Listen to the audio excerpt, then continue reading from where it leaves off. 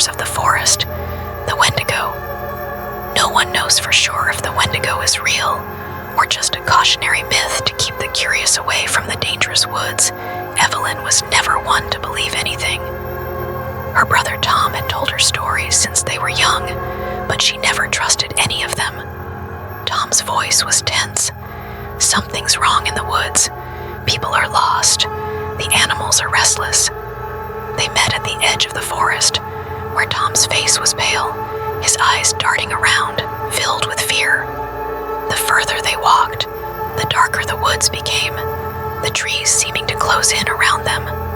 They came across a twisted tree with strange symbols carved into its bark, standing in the middle of a stone circle. A ripped piece of cloth was lying nearby, entangled in the roots. It appeared to be a piece of a jacket. Before they could turn back, a low, guttural growl rumbled from the shadows. They bolted, the sound of something large crashing through the trees behind them. It was true, the Wendigo. The creature lunged at them, but just before its claws could sink in, they bolted toward the river. They collapsed by the river, gasping for breath, the creature disappearing into the icy water.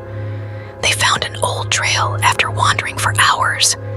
Sanctuary was written on the sign.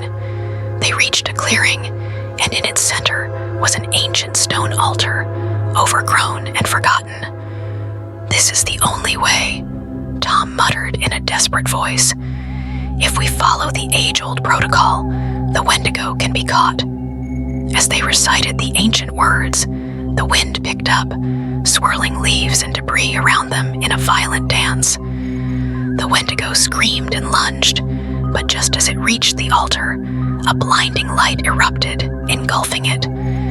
The Wendigo's screams grew more frantic, and then, with a final wail, it disintegrated into ash. As the first rays of dawn broke through the trees, peace returned to the forest. But as they departed, a shadow lingered at the edge of the trees, watching. The Wendigo's hunger remained unmet. Remember, the jungle has mysteries. Some things are better left undiscovered.